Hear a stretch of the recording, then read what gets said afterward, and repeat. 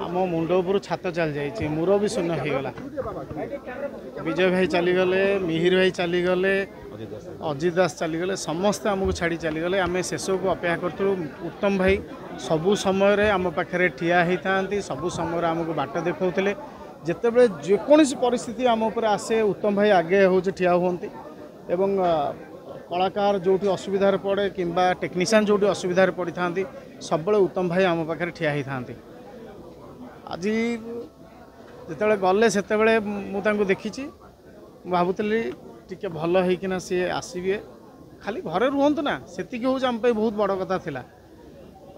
किछि वर्ष है सी कम करूँ उत्तम महांती सुपरस्टार आज पर्यंत सी जब एक्टिंग जीवन आरंभ कले आज पर्यंत सी सुपरस्टार आमको बाट देखई आमको एक्टिंग शिखई आमको व्यवहार शिखई आमको अन्य मान सहित संपर्क केमती रखा जाए आश्वासन पाई केमती ठिया हुए केमिति निज भीतर संगठन करा गोटे कथा से कहते आमे माने समस्ते एकाठी बसिले आमर सबू समस्या दूर हो तेणु से एकाठी बसवाटा आप देखिए सबू जगह समस्या थाए आम भितर कौन प्रकार समस्या केबे नथिला तेणु से कथा को सब हूँ उत्तम भाई कहते जे एकाठी आम बसवा समस्या को दूर करवा से समस्या दूर कला वाला लोक आज आम पाखे नहां बहुत बहुत आज्ञा 30 वर्ष जीवन भीतर बहुत स्मृति रही खाली एक्टिंग कथा नुहे पारिवारिक कथा जीवन केमिति चलवा कौ फटो क्या दबा केमिति क्या सहित व्यवहार करवा सब प्रकार कथा सी आमको शिखई तेणु बहुत मन पड़े माने आज मन पड़नी सब मन पड़े एवं जेबेटू सी दिल्ली गले से मझे मझे विभिन्न लोकों खबर नहीं एवं सतरे गोटे मुवमेंट लगे जे नाई से भल होकर आम पाक फेरे किंतु काली सब सरीगला शेष दिन तो मुझे देखा गोटे कथा हूँ सत कथा बापा सब बापा मुरबी सब मुरबी सी काम करंतु बा न करंतु सब मुरबीटा हूँ सब मुरबी खाली घरे बसते सब समस्या दूर हो देखो एत बड़ बड़ समस्या आसी क्षण मात्रक गोटे 15 दिन 20 दिन कि 25 दिन भितर हूँ सब समस्या दूर हो जाए कारण आम पाखे मुरबी थे तेणु मुरबी शून्य एवं होगला आमर परिवार तेणु भगवान एमिति दिन आमको न देखातु यह महाप्रभु पाखे प्रार्थना कर मनीष एवं डाउन टू अर्थ हवा निहाती भाव दरकार एवं मु देखी मु मिसी सान बड़ू वर्तमान एजावत पर्यंत मिसी पारिवारिक संपर्क एवं तांको भलिया मनीष तांको भलिया सुपरस्टार माने हीरोइज्म थिबा जो जे एते सब किसी करि जाइछन ओडिया सिने जगत पे बहुत भल मनीष थिले एवं समस्त हृदय रे रहिबे कलाकार केबे मृत्यु न थाए एवं कलाकार केबे मरेनी तेणु उत्तम महांती सर सब अमर हो रही स्मृति बहुत किसी अच्छी बहुत जगार मोर मयूरभंज महोत्सव हो मयूरभंज उत्सव हो आम समस्ते एकाठी आम सार सहित गीत को ट्रिब्यूट करके बहुत थर परफॉर्म कर सार को बहुत किसी शिक्षापी पाई बहुत किसी स्मृति निश्चित निश्चित शून्य स्थान के पूरण हो पार निश्चित भाव निश्चित कहते जितेबले मुखिया चली जाती घर अवस्था ठीक न थाए से भाया आमर अवस्था कहीं विजय महांती सर नहांती मिहिर सर नहांती Meenketan sir Raimohan sir Ajit Das sir से पीढ़ीटा ही आउ रहिले आम सहित तेणु से आम गोटे बहुत बड़ा दुखर बर्तमान मुरबी शून्य होगा निश्चित भाव मुरबी शून्य निश्चित से आम कहूँ जे जदि उत्तम महांती नहांती विजय महांती नहांती जदि मिहिर दास नहांती श्रीराम पंडा नहांती प्रशानंद नहांती आम सिनेमा देखबुनु माने सेमानक भितर अभिनयर जो कौशल थिला आमर से रविवार केवल गोटे सिनेमा ओडिया सिनेमा दिए सिनेमा हल आम आसपार नथुलु उत्तम भाई आम देखू उत्तम महांती अपराजिता महांती से अभिनय करें गाँव सब को दुईटा कंढई भाया देखा बढ़िया लगुच जो आम पिला अभिनय किसी बुझीपार नुँ कि कथा शैली भारी मजा लगे से तेणु पिला बेलू आम रामायण सालबेग कृष्ण भूमिकार देखीचु सब प्रकार अभिनय उत्तम महांती को आम देखी गाँव में भिड चलता आज उत्तम महांती सिनेमा अच्छी तो से आम देखुलु आज आमर भाग्य सेमानक सहित आम मिशिचु काम करूँ एवं ये सिनेमा जगत में भगवान आमको गोटे सुजोग देते उत्तम भाई सहित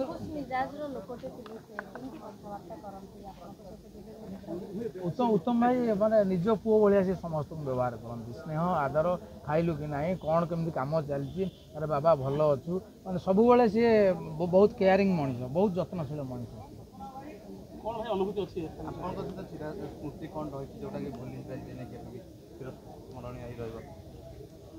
स्मृति सेमती आम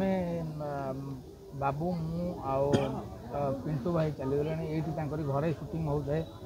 सुना पिला स्क्रू ढिला से सिनेमा आम 4 जन अभिनय करूँ ये पप्पू भाई तो उत्तम भाई सहित प्रत्येक दिन देखा हुए भारी खुशी लगे मत जो लोक को मु पिला बेलू टीवी रे देखुली से लोक घरे मु काम करुँची सी मोर एत केयरिंग नौ बहुत मत खुशी लगे बहुत इंटरेस्टिंग लगे कारण मु जहाँ खाए उत्तम भाई मु आसला बेलू टिकिओ पाक कही थे प्रज्ञा आसो आंब गछ अच्छी हाँ जे आंब नसी पके पखाड़ टे आगे कोबी आलू भाजी दो कारण से पखाड़ खाया भल पाए तापर पखाड़ कर तो मुझे प्रत्येक दिन टिकिओपा घरे मु पखाड़ खाए आउ सिनेमा ये घर चारिपटे आम सुटिंग होता बहुत मजा लगे और बहुत भल मनीष अच्छे मु गोटे कथा कहि उत्तम भाई हृदय बहुत खोला मनीष तेणु मुझे जगन्नाथ पाखे प्रार्थना करी उत्तम भाई को पुणी थे ओडिया सिनेमा जगत को पठातु नचेत आत्मा को वैकुंठ स्थान दिंतु जय जगन्नाथ जय जगन्नाथ प्रथम आपण नमस्कार जय जगन्नाथ गोटे कथा वर्तमान सुधा विश्वास हो नहीं जे दादा आम गहन रे नाहांती बोली किंतु एटा होची निराट सत कथा दादा सहित मोर पारिवारिक संपर्क मु फिल्म इंडस्ट्री को आसिया पूर्व ही दादा को चिन्ही थी जानी छुआटी बेलू दादा को देखी बहुत कथा मन पड़ू बर्तमान मुझे जीवन रे केबे भी कहा को देखिकी स्वप्न देखी थी जे बड़ हेले बोध अभिनेता है सी केवल उत्तम महांती को देखी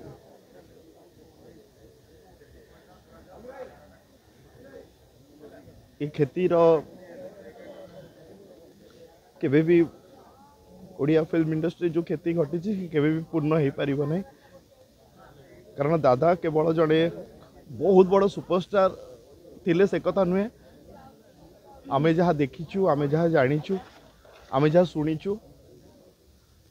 आमे जहाँ अनुभव करीचु दादा जड़े बहुत भल मनीष थिले सी सबु बेले समस्त को साहाय्य करुले समस्त कथा बुझुले सबू न्यू कमर मानू सबु बेले प्रोत्साहन दौले लाइफ रो एक्सपीरियंस कहते समस्त को हसौले एंड आमे माने शुणीचु आमे माने देखीचु भी सी जितेबाला सबुठ बड़ सुपरस्टार भी थिले सेतबले सी माने जो जहाँ भी पारिश्रमिक पाउले सबु बेले से सबू टेक्नीशियन मान को हो बा जहाँ दरकार थिला सबु बेले सेटा सी लोक मान को बहुत साहाय्य करुले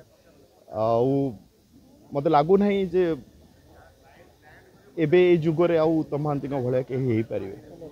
कहीं से आमको सब गोटे कथा प्रेरणा देइछंती जे प्रोफेशनल कैरियर हो पर्सनल लाइफ रे हो जदि तुम मैंने केवे ऊपर को बहुत जाऊच केमती सब बेले निजको तलू को रखिपर डाउन टू अर्थ हो पार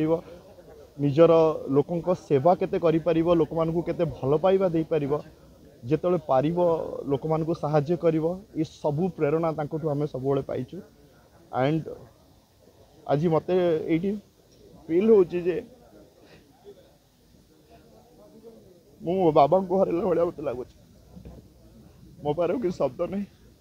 आपण मन को समस्त को अनुरोध करी दादा अमर आत्मार सद्गति पे समस्त प्रार्थना करें रामायण से भक्त सालभोग हो पारे सालभोगे सी दंडाबेलुंग हो पारे फूलचंदन हो पारे सी शास्त्री एवं तुंडबाईद भली क्लासिक कहानी रे से नायक भूमिका अभिनय कर is a multi talented actor एवं ता छड़ा से भल मनीष थे हृदयवान मनीष बहुत लोग भल पाते आज समझ झुलुंट स्पॉट बैठ आरंभ निर्देशक प्रयोजक समस्त बहुत भल पाते ଅଶୀ ଦଶକର ଗୋଟେ ଦେଖିବେ ତ ସେତେବେଳେ ଲମ୍ବା ଚଉଡ଼ା ଶରୀର ପୁରା ଉଚ୍ଚରୁ ଥାଇକିରି ସୁପରଷ୍ଟାର ଯେମିତି ବଲିଉଡ଼ର ଯେମିତି କ୍ରେଜ୍ ଥାଏ ଉତ୍ତମ ମହାନ୍ତି ସେମିତି ଦେଖିବା ପାଇଁ କ୍ରେଜ୍ ରହୁଥିଲା। ହଁ ସେ ନିଶ୍ଚିନ୍ତ ଭାବରେ ସେ ବଲିଉଡ଼ର ଯେକୌଣସି ଷ୍ଟାର୍ ସହିତ ତାଙ୍କୁ ତୁଳନା କରାଯାଇପାରେ। ଆମ ଓଡ଼ିଆ ପାଇଁ ସେ ଗର୍ବ ଥିଲେ, ଓଡ଼ିଶା ପାଇଁ ଗର୍ବ ଥିଲେ, ସେ ଆଜି ନାହାନ୍ତି। ତାଙ୍କ ଶରୀର ସିନା ଚାଲିଯାଇଛି କିନ୍ତୁ ତାଙ୍କ ଆତ୍ମା ତାଙ୍କ ମନ ସମସ୍ତଙ୍କ ହୃଦୟରେ ରହିବ, ସମସ୍ତଙ୍କ ମନରେ ରହିବ ଉତ୍ତମ ଭାଇ। ଆଉ କିନ୍ତୁ ଆମମାନଙ୍କର କଳାକାରମାନଙ୍କୁ ଗୋଟେ ବଡ଼ ଝଟକା ଯେ